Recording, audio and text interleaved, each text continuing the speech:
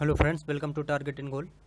Friends, इस video में हम उत्तर प्रदेश के प्रमुख पक्षी विहार पढ़ेंगे कि उत्तर प्रदेश में कौन कौन से प्रमुख पक्षी विहार हैं।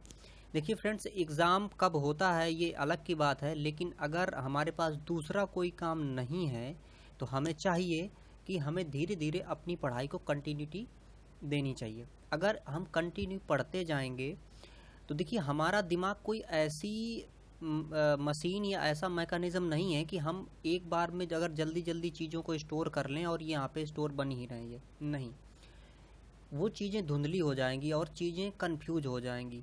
तो इसलिए ज़रूरी है कि अगर हम इसको कंटिन्यू पढ़ें, अभी आपने कोई चीज़ पढ़ी, इसके बाद में फिर आप दोबारा पढ़ेंगे तो वो चीज़ आपको कंठस्थ रहेगी, याद रहेगी। इसलिए फ्रेंड्स, एग्ज़ाम होगा अपने टाइम से, लेकिन हम पढ़ते रहें, चीज़ों को करते रहें, तभी हम सक्सेस की ओर अपने एक एक कदम को बढ़ा रहे होंगे।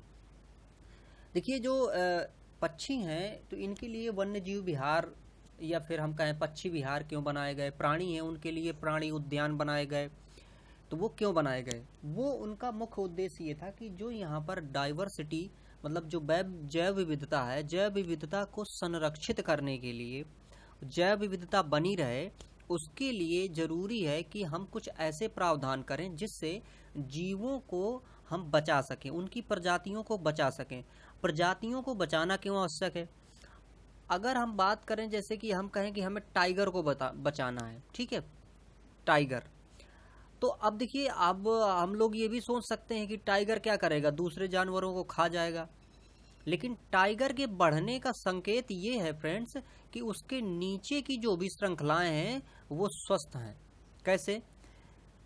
टाइगर मर जाएगा यदि उसको खाने के लिए नहीं होगा, और उसके खाने के लिए कब नहीं होगा? जब दूसरे जीव नहीं होंगे। अगर मान लीजिए वो हिरण को खाता है और अगर हिरण नहीं होगा तब टाइगर तो जिंदा रह नहीं सकता है ना। तो इसका मतलब है कि अगर टाइगर जिंदा है और उसकी संख्या में वृद्धि हो रही है तो इसके नीचे सारा जो पर्यावरण है वो कैसा है? स्वस्थ है, अच्छा हो रहा है वो। तो इसीलिए हम टॉप लेवल के जो जीव हैं, खाद्य श्रृंखला में जो टॉप लेवल के जीव हैं, उनके संरक्षण की जो कैपेबिलिटी है वो बढ़ाना चाह रहे हैं, या फिर जो टॉप लेवल के जो जीव हैं उनके संरक्षण को हम प्रायिकता देते हैं, प्रायोरिटी देते हैं, क्योंकि उससे नीचे की श्रृंखला दुरुस्त होती है। तो इन सारी चीज़ों के लिए भारत में कुछ अधिनियम भी बनाए गए हैं। उन अधिनियमों में से आप देख सकते हैं कि एक जैसे अधिनियम हमारा बनाया गया था, वन्य जीव संरक्षण अधिनियम। ये बनाया गया था 1972 में। अब देखिए एग्ज़ाम में बहुत तुरंत स्ट्रेट क्वेश्चन पूछता है कि वन्य जीव संरक्षण अधिनियम किस वर्ष बनाया गया। ऑप्शन में कई सारे ऑप्शन होंगे, आपको वहाँ पे मार्क करना है 1972। इसके बाद प्रोजेक्ट टाइगर, देखिए अभी हमने टाइगर की बात की, इस तरह से बात की कि टॉप लेवल पे जो भी जीव हैं उनको हम संरक्षण प्रदान करते हैं। तो टाइगर को बचाने के लिए प्रोजेक्ट टाइगर फ्रेंड्स शुरू किया गया था। प्रोजेक्ट टाइगर जो है ये जिम कॉर्बेट राष्ट्रीय उद्यान जो है, देखिए हमारा जो उत्तर प्रदेश है इसमें पहले उत्तराखंड मिला हुआ था, फिर उत्तराखंड अलग हो गया, ठीक है। उत्तराखंड अलग होने के बाद में तो ये जो जिम कॉर्बेट राष्ट्रीय उद्यान है ये अब उत्तराखंड में चला गया है, और उत्तराखंड से ही ये प्रोजेक्ट टाइगर फ्रेंड्स स्टार्ट किया गया था। इसको हैली राष्ट्रीय उद्यान के नाम से भी जाना जाता है। खैर, तो प्रोजेक्ट टाइगर हमने इस तरह से शुरू किया था। अब इसी प्रकार से हमने पक्षियों के संरक्षण के लिए भी उत्तर प्रदेश में कुछ पक्षी विहार बनाए हैं। पक्षी विहार ताकि वो इधर रह सकें और उनके लिए हम एक अच्छा वातावरण, अच्छा इन्वायरमेंट प्रदान कर सकें ताकि वो अपना जीवन सरवाइव कर सकें। पक्षियों के रहने से क्या फ़ायदा है? पक्षियों के रहने से देखिए सबसे ज़्यादा तो फ़ायदा होता है किसान को। पक्षी क्या करते हैं कि जो भी खतरनाक कीड़े होते हैं उन कीड़ों को ये क्या कर जाते हैं? खा जाते हैं, चट कर जाते हैं। तो इसकी वजह से जो फसलें हैं उन फसलों को नुकसान नहीं हो पाता है। अब हम लोग हालांकि अभी बहुत सारे पेस्टिसाइड्स हैं जो कीटनाशक हैं उनका प्रयोग करने लगे हैं कृषि में, लेकिन वो क्या है कि हार्मफुल हैं, वो बहुत ही ज़्यादा हार्मफुल हैं, और वो मनुष्य के लिए भी और अन्य जीवों के लिए भी। जैसे कि देखिए जो डीडीटी होता है, ये कीटनाशक की तरह हम प्रयोग करते हैं इसका, लेकिन ये क्या करता है कि ये पूरी खाद्य श्रृंखला को ही फ्रेंड्स प्रभावित कर देता है। जैसे अगर डीडीटी का प्रयोग किया गया और डीडीटी मान लीजिए किसी पेड़ में या किसी मान लीजिए पौधे में इंजेक्ट हो गई, एक प्रकार से जैसे मिट्टी है, मिट्टी से ये इसमें पहुंच गई, इसके बाद इसको मान लीजिए किसी दूसरे ने खाया, जैसे टिड्डे ने खा लिया इसको, तो वही डीडीटी, देखिए डीडीटी ऐसा पदार्थ है फ्रेंड्स कि वो डिस्ट्रॉय नहीं होता है, वो इकट्ठा होता है।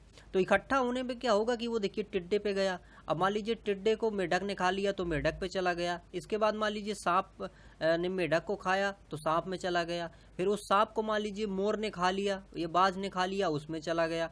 तो इस प्रकार से वो डीडीटी स्टोर होती रहती है और वो उनकी मृत्यु का कारण भी बनती है।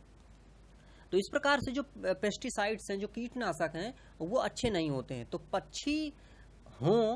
पक्षी विहार इसीलिए बनाए गए थे। तो पक्षी विहार में से कौन कौन से मुख्य पक्षी विहार हैं, उनकी यहाँ पर हम थोड़ा सा चर्चा कर लेते हैं।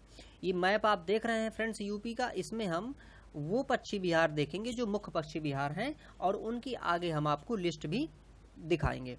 तो देखिए यहाँ पर ओखला पक्षी विहार आप देख रहे हैं कि गौतम बुद्ध नगर और गाजियाबाद, इन दोनों की सीमा में इसका मुख्यतः जो भाग है ये गौतम बुद्ध नगर में है। तो ये जो पक्षी विहार है ये है ओखला पक्षी विहार, है ना। तो ओखला पक्षी विहार आपको यहाँ पर मिलेगा। इसके बाद आप आए अगर फ्रेंड्स यहाँ पे हरदोई पे, तो देखिए ये है हरदोई। हरदोई में है एक सांडी पक्षी विहार। तो सांडी पक्षी विहार कहाँ पे है? हरदोई में। इसी के बगल से देखिए कन्नौज है फ्रेंड्स, कन्नौज में है कौन सा? लाख बहोसी पक्षी विहार। फिर और आप नीचे आते हैं तो यहाँ पर देखिए एक उन्नाव है। उन्नाव में आप जाते हैं तो शहीद चंद्रशेखर आज़ाद, इसको दूसरा नाम है इसका नवाबगंज पक्षी विहार, क्योंकि यहाँ पे नवाबगंज नाम की जगह है इसलिए वहाँ पे बनाया गया, तो नवाबगंज पक्षी विहार हो गया। और नीचे आते हैं आप तो आपको यहाँ मिलती है फ्रेंड्स क्या? रायबरेली। रायबरेली में है समसपुर पक्षी विहार, है ना। ये देखिए ये रायबरेली है और इसमें है कौन सा? समसपुर पक्षी विहार। इसके बगल में आप यहाँ देखते हैं कि प्रयागराज से लगा हुआ प्रतापगढ़ है, और इस प्रतापगढ़ में डॉक्टर भीमराव अंबेडकर पक्षी विहार यहाँ पर स्थित है।